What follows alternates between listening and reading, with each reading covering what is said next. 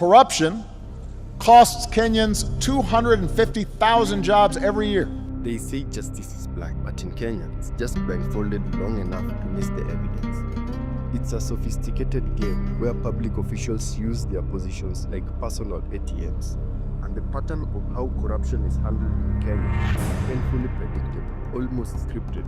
A sensational scandal erupts, public outrage flares, the EACC swings into action, the DPP announces charges, investigations are launched with much fanfare, followed by lengthy legal processes, but then nothing. The court process drags for years, evidence disappears, witnesses go silent, the suspects walk in and out of court like VIPs, post bail and return to their offices. 1.6 billion shillings of taxpayers' money was squandered at the National Youth Service. Eventually, the DPP withdraws the charges for lack of sufficient evidence. Parliament blames the judiciary blames investigators, investigators say politicians interfered, and the cycle ends right here. No accountability, no jail time, no recovered money. Just promotions, campaign rallies, and sometimes cabinet appointments. But here's what's crazy. Every year, they release shiny reports with billions traced, assets recovered, and files forwarded to the DPP. And here's the catch. The EACC doesn't prosecute. They investigate and pass the bulk. The moment they forward the file to the DPP, their job is done, and the cover-up begins. The EACC knows this. That's why they investigate just enough to make the headlines, but not enough to cause real convictions. The EACC does not prosecute. It recommends for prosecution. And you've seen in the recent past, they get people, they make recommendations, they commence cases, then they are withdrawn and terminated. What can the EACC do?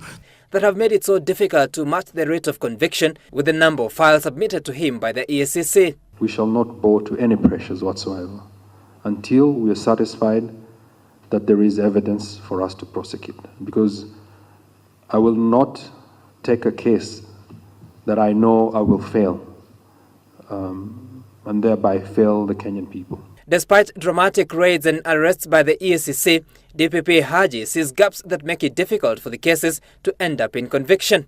It's unfortunate that this has to come out here, but the truth of the matter is that there were gaps, and there are gaps, and there's no two ways. And where there are, we will point out and return to the EACC to ask them to do further investigations and to bring the evidence required. I am persuaded that you actually do not need EACC to successfully prosecute corruption in Kenya. These gaps are deliberate. Take the Aurora and Kimwarel dam scandals. Over 63 billion Kenya shillings paid out for dams that were never built. Big press conferences, big names arrested, then silence. And just like that, in 2024, Rotich walks free. But why? The DPP says we couldn't find enough evidence. But here's the thing. Who lost the evidence? Who was responsible for building the case? It was them, the DPP. And that's the joke. The same people who are supposed to prosecute are protecting. It's not about fighting corruption. It's about looking like they're fighting corruption. It's not justice. It's choreography, a political dance to calm the masses until we forget. Time and time again, the pattern repeats. Public outrage, suspects arrested, years of court delays, charges withdrawn. Year after year, billions are looted, zero convictions, zero accountability, zero shame. Aisha Jumwa, 19 million graft case withdrawn. Murder charge against Aisha Jumwa withdrawn. Case against former Kenya Power MD Ben Chumo, Ken Tarus and 10 others withdrawn. The charge of rape against Mithika Linturi withdrawn. Businesswoman Mary Wamboi had a 2.2 billion shilling tax case against her withdrawn. Another case in which she was charged with illegal possession of firearms and ammunition also withdrawn.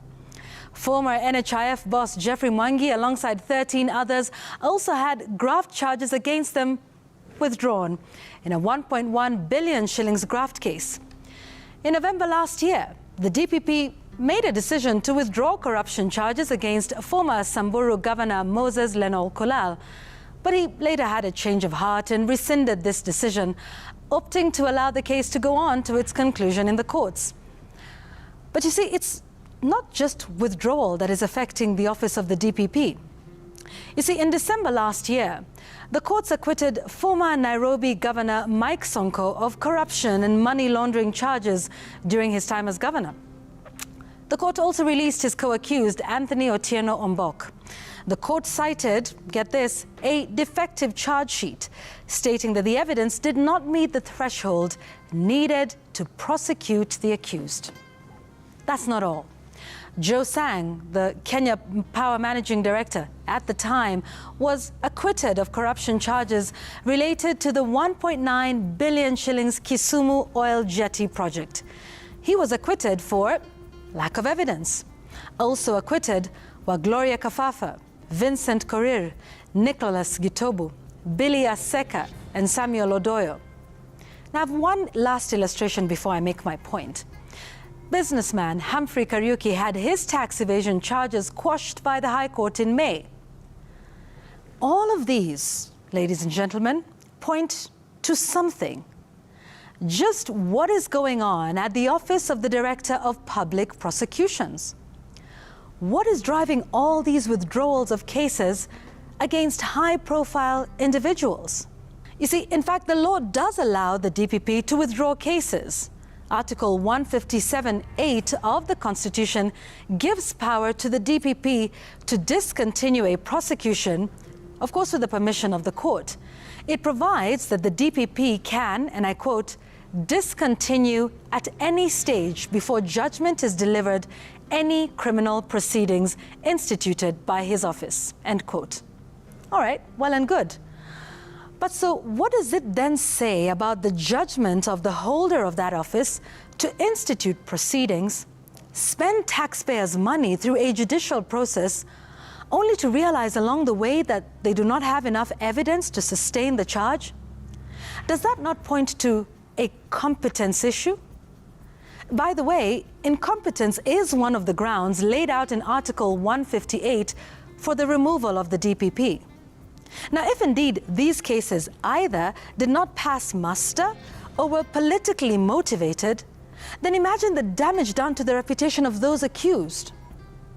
But here's one interesting fact. The withdrawal of those cases seemingly favors the high and mighty in this country.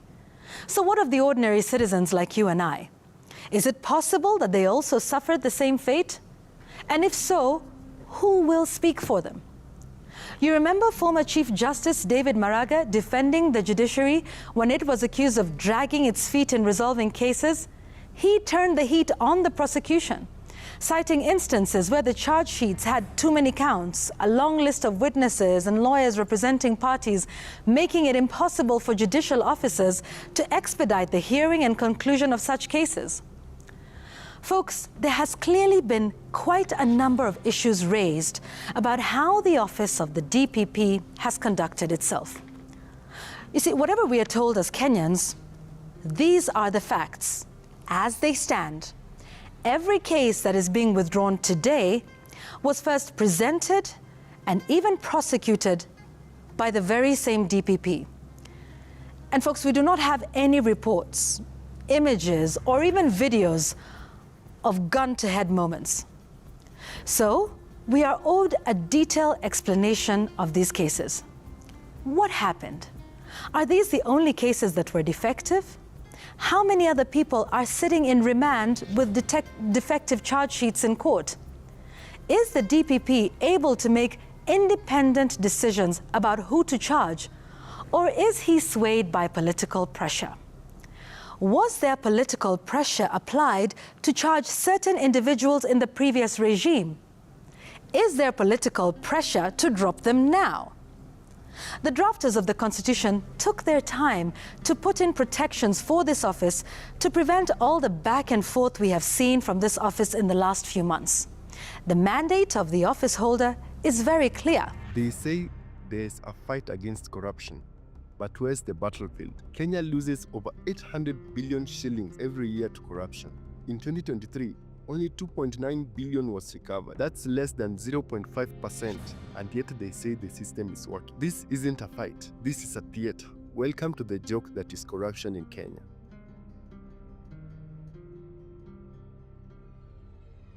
Since Kenya's independence, corruption has been treated as a necessary evil. The pattern started way back in 1965 with the Ngei Maid scandal just a few years after independence. From there, it grew like weed, unchecked and quietly nurtured by those in power. In the 1970s, the Kenyatta family land grabs and import license rackets set the tone for impunity. The 1980s brought the infamous Goldenberg scandal under Moi's regime, where Kenya lost over 100 billion shillings to a fake gold scheme. And just when the public thought lessons had been learned, the Anglo-leasing scandal of the early 2000s under Kibaki showed that corruption had only evolved, now disguised in complex security and procurement deals. Under Uhuru Kenyatta, the NYS Scandal 1 and 2, Eurobond saga, and Aror and Kimoret dam scams revealed that corruption had become a system, involving cartels, senior civil servants, and politicians across the board. Today, in the era of bottom-up promises, nothing has changed. From KEMSA COVID-19 hates and the stalled Hustler Fund disbursement saga, the dance continues. Each regime has inherited not just the power, but a manual on how to plunder, carefully, publicly denied, but politically protected. Yet the shocking reality is that not a single high-profile corruption case has resulted in meaningful prosecution despite hundreds of billions of shillings stolen. Kenya doesn't lack anti-corruption tools. It lacks the political will to use them. Kenya has spent billions on anti-corruption campaigns over the decades.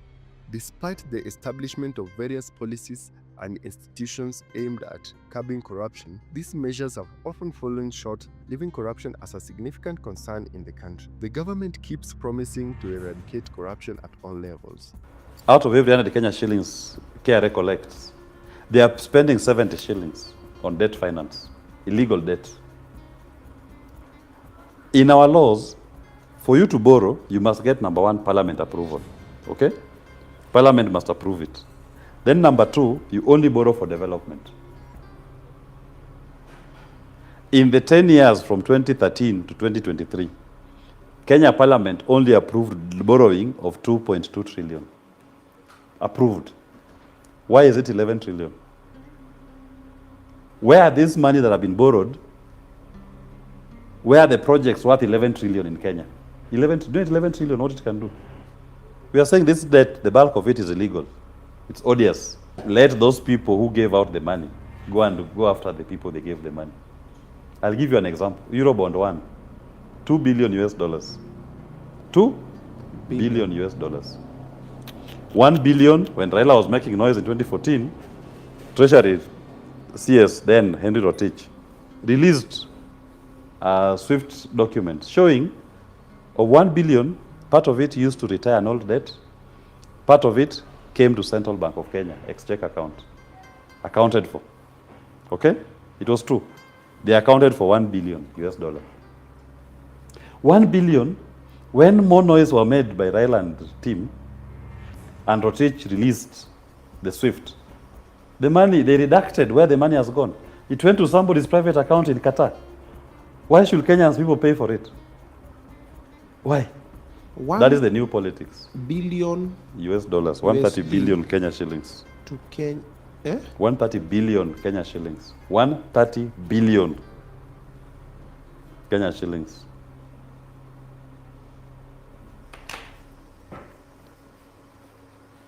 Korir, wacha nikurudusie hii uone. Unaona one bob, unachanga mpaka ifike thao. Unachanga thao mpaka ifike thao 100. Unafanga thao 110 na kwa mita mo. Unapanga mita moja ngapi ifike 1 billion? 1,000. 1,000. Juu ikifika 100 hiyo tu ni 100 million. So unapiga 100 million times 10. Hiyo ni 1 billion. Sasa ili ifike 130 billion. Wow. Kuna mtu alitumiwa 130 billion yetu. Yes. Kwa akaunti yake Qatar. That is just one instance on Eurobond 1. Our debt today is 11 trillion. Our forensic audit even tells you for 10 years, in fact, as of 2024, Parliament approved debt of 2.2 trillion. We are told our debt that time was 10 trillion. Our repayment, what we have paid, 5.4 trillion. Money coming out of central bank to pay for debt. But yet you owe 11 trillion. The corruption in this country is endemic. And unfortunately, in this country, I know governors now whose salaries are known, who within 2 years own helicopters, who within 2 years own mansions, who within 2 years have houses in Dubai. I know them. If you ask me, I would tell you it's this one, this one, this one, and we know them.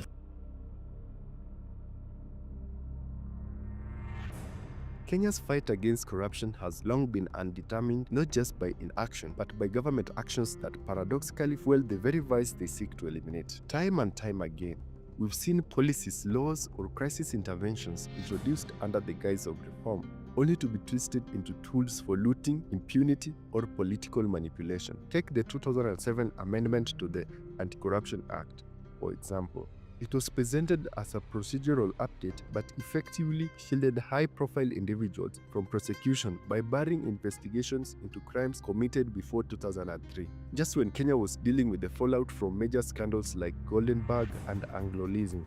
A move that looked bureaucratic on the surface turned into a mass pardon for grand theft.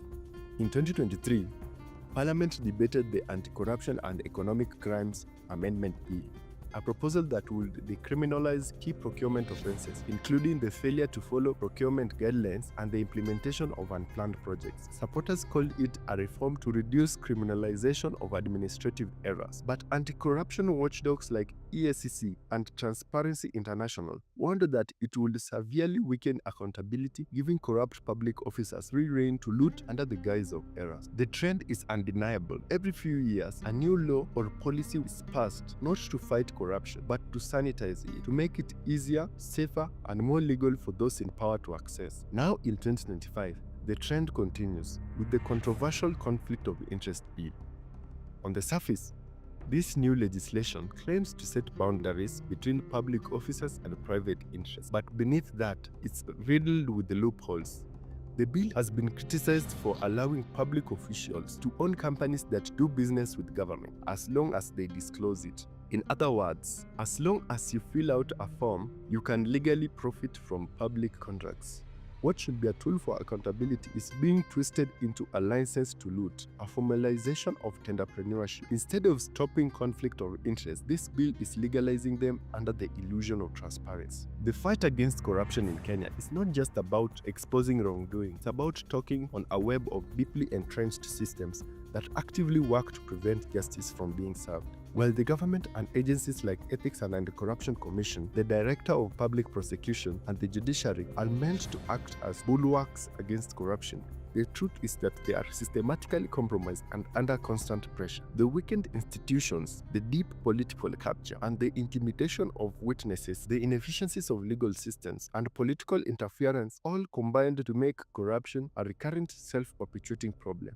Until these core challenges are addressed, the fight against corruption will remain an uphill battle, with the victims being the ordinary citizens who are left to bear the brunt of the inequitable broken system. When billions disappear from public coffers, Kenyans suffer from inadequate schools, crumbling hospitals, and failing infrastructure.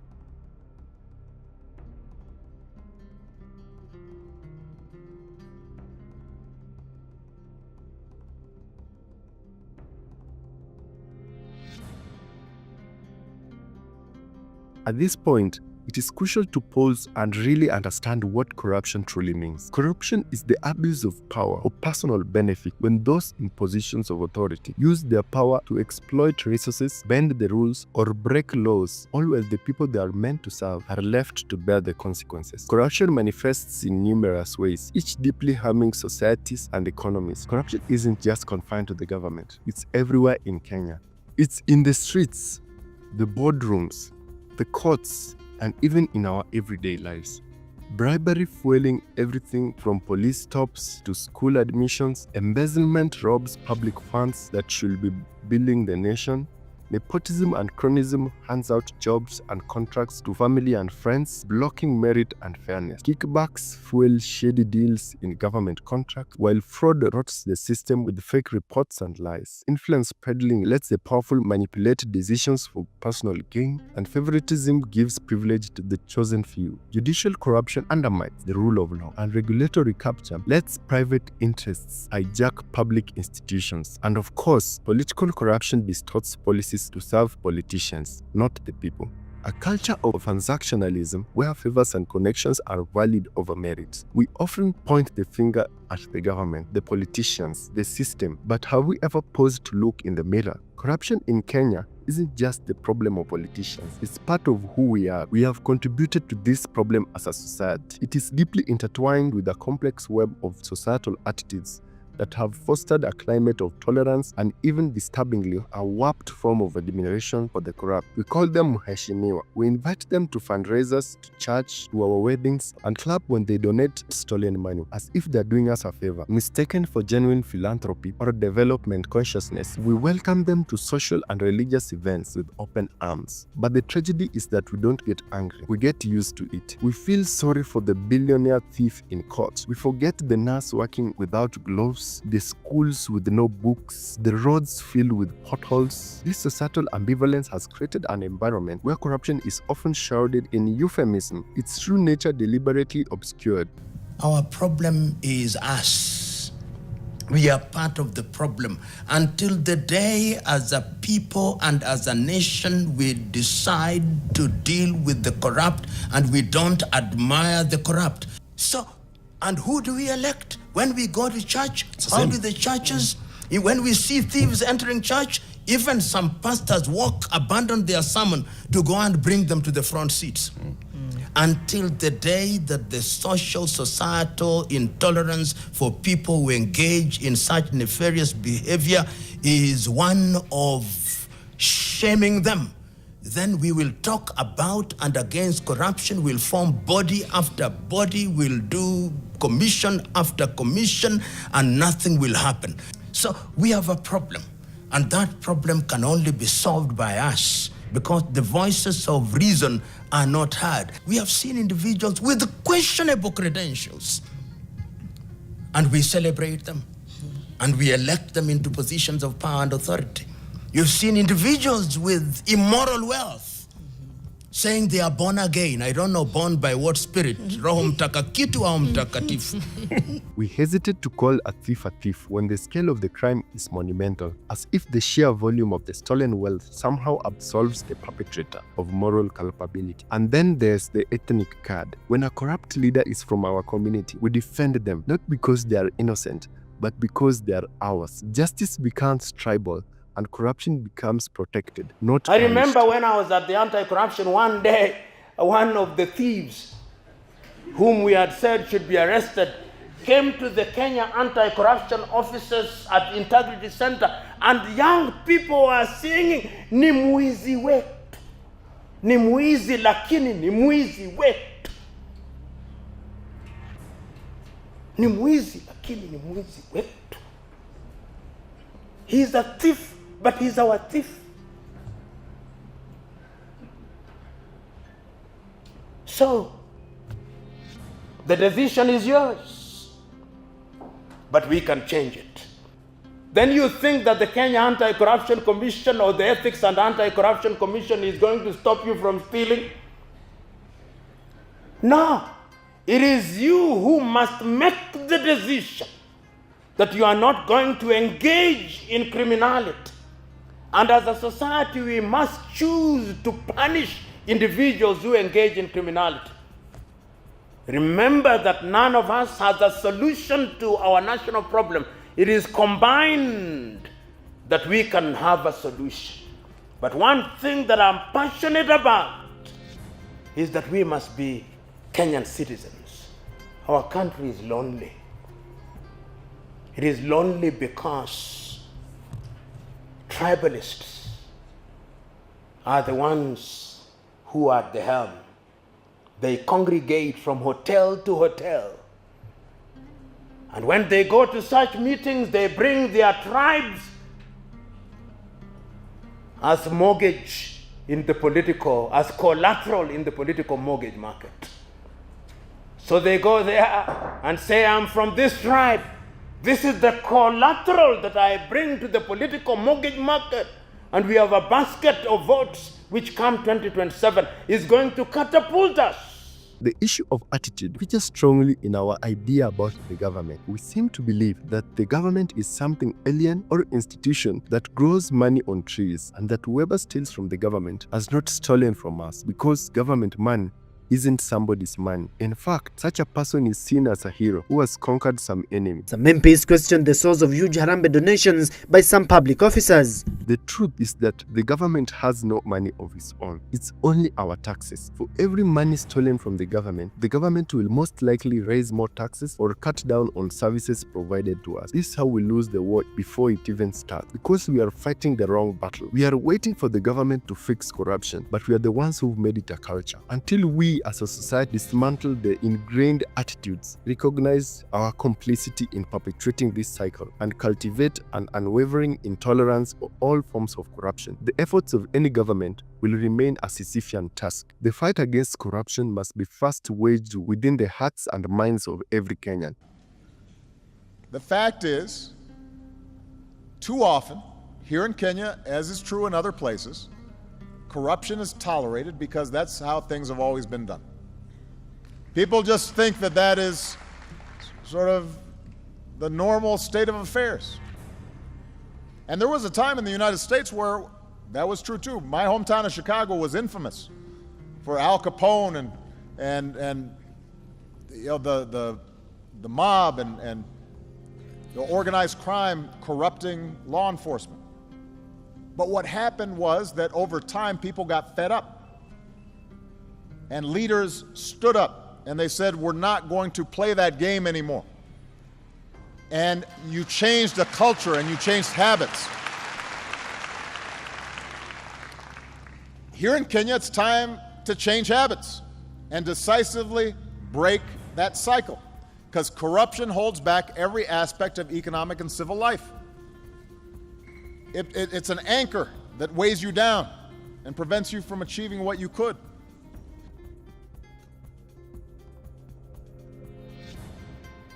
In Kenya, there's a special kind of entrepreneurship. The kind who wins tenders, delivers nothing, and walks away with billions. It usually starts with a government tender, a project like a road, a school, or even a hospital supply contract. The tender is announced, but the outcome is already decided. Well-connected companies, often owned by relatives or proxies of powerful individuals, are handpicked before the process even begins. Their paperwork is perfect, their prices inflated beyond imagination.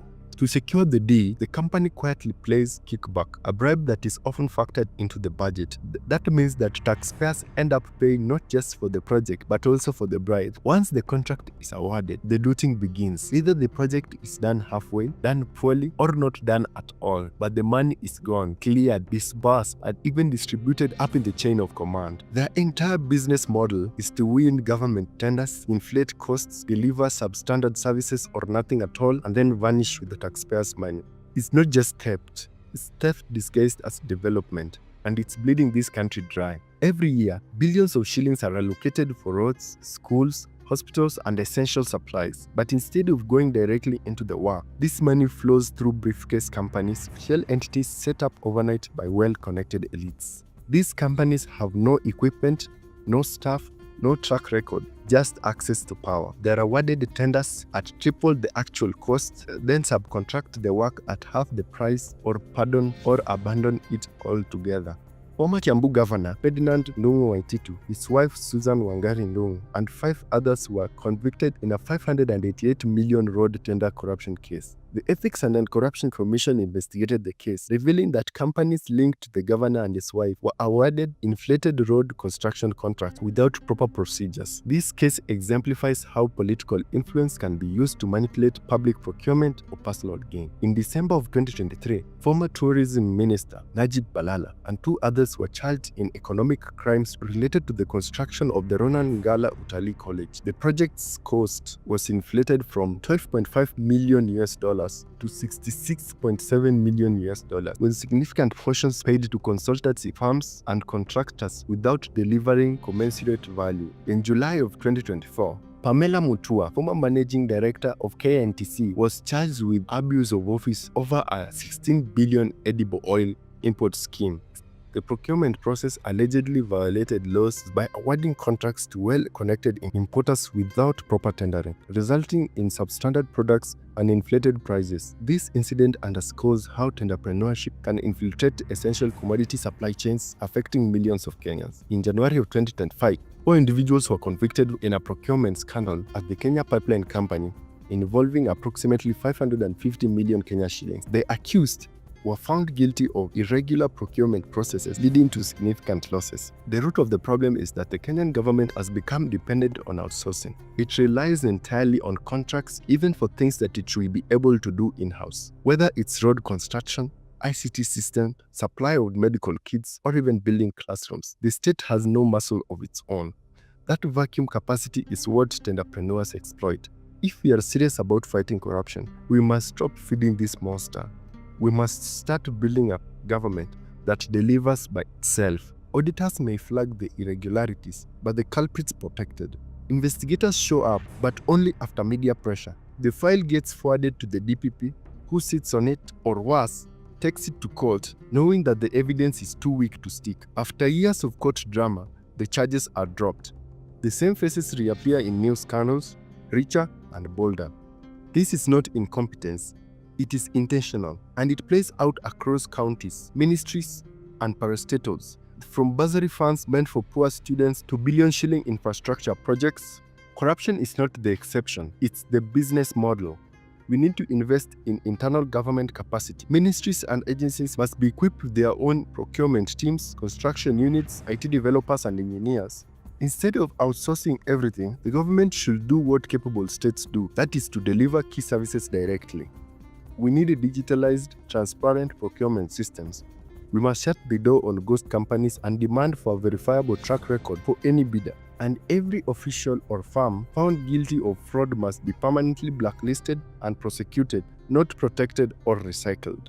Because here's the truth: tenderpreneurship is not development, it is theft in a suit. And until we build a government strong enough to stand on its 2 feet, one that does not rely on shady middlemen to deliver basic services, we will keep losing billions. Not to innovation, not to growth, but to thieves who mastered the art of looting legally. Understand of the roads that were planned, because they are numbered and there are details as to what these roads are, where they go. They start from where they go to. Then there's a little detail of roads that, given the time that they were planned for, those that have been completed vis-a-vis those who are not completed, 1, 2. Those that were paid for, and there's evidence of the money that was actually spent being evidenced on the road itself, meaning you can look at the road and say, this one is commensurate with what this person was paid. Yes, we have roads that were budgeted for, launched, but never started. But we also have roads that were budgeted for, launched, they started, but were never finished. Then we have roads that were budgeted for, launched, they were done, but very poor quality.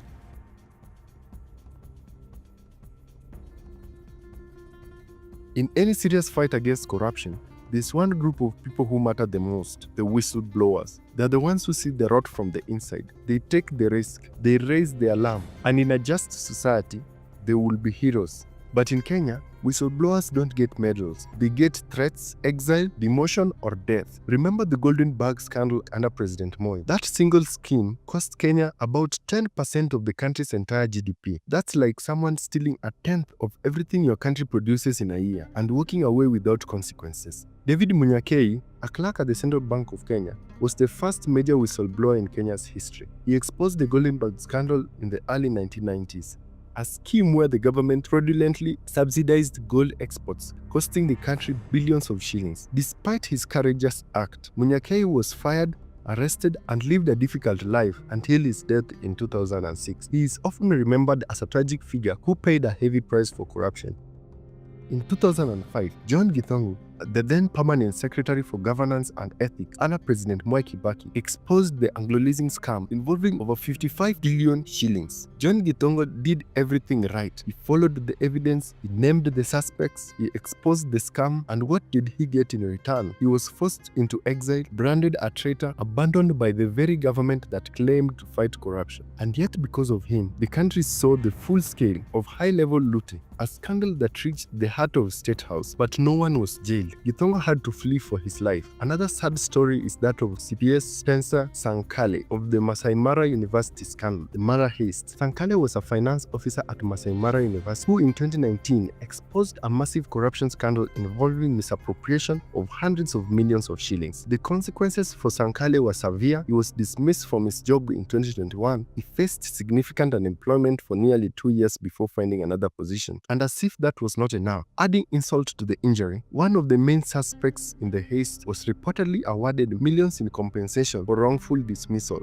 While Sankale's case challenging his own dismissal faced delays, he was also reportedly slammed with a multi-million shilling defamation suit by one of the accused. Another case is that of Jennifer Wambua, who was the Deputy Director of Communications at the National Lands Commission and a key state witness in a 122 million fraud case. Tragically, in March of 2021, she was found murdered in a case that remains unsolved. While a direct link to her whistleblowing activities hasn't been definitively established in court, the timing and her involvement in a high-profile corruption case raised strong suspicion that her willingness to testify may have been a motive. Even more recently, Nelson Amenya of the JKIA deal exposed alleged secret negotiations between the Kenyan government and the Adani Group, an Indian conglomerate, regarding a multi-million-dollar deal to lease and manage JKIA. These revelations sparked public outrage and a parliamentary investigation. While celebrated by some as a hero, Amenya reportedly feared for his life and sought protection in France where he was studying, citing threats and legal challenges, including a gag order. This case highlights how even in instances where a whistleblower is lauded publicly, the personal risks remain significant. In a more recent example from 2023, a whistleblower who exposed alleged fraudulent activities targeting elderly patients under the National Hospital Insurance Fund reportedly received death threats after the expose was aired by local media outlets. This case, where the whistleblower's identity was not publicly disclosed, underscores the extreme danger faced by individuals who reveal corruption, often leading to them operating in fear and anonymity. Lastly, in 2024, an African Uncensored documentary exposed a scandal where unethical businessmen allegedly supplied sand disguised as fertilizers to farmers under a government subsidy program. This expose was triggered by an anonymous whistleblower working at the diatomite plant involved. The whistleblower's anonymity highlights the significant fear of reprisal that deters many from coming forward. The documentary itself underscores the potential dangers faced by those who expose powerful interests.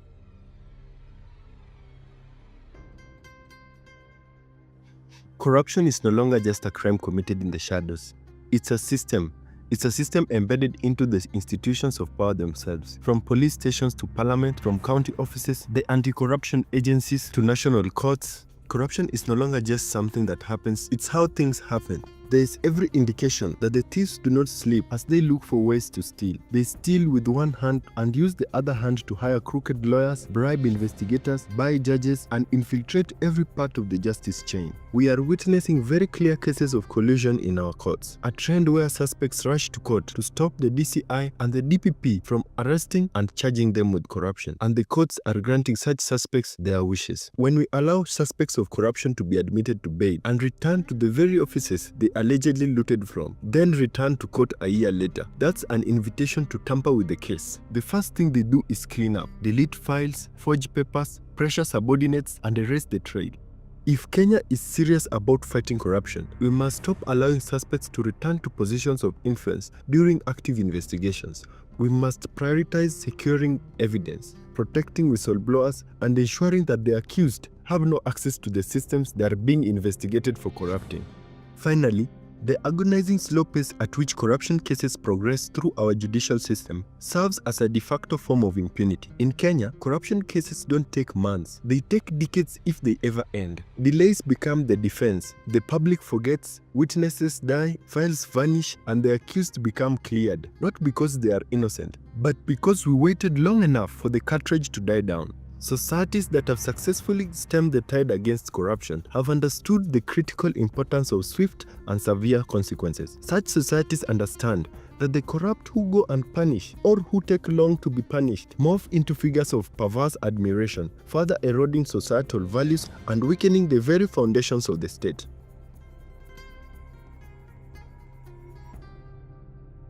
Corruption isn't unbeatable. Other countries have faced it head-on and won. The difference is our political will, institutional independence, and real consequences.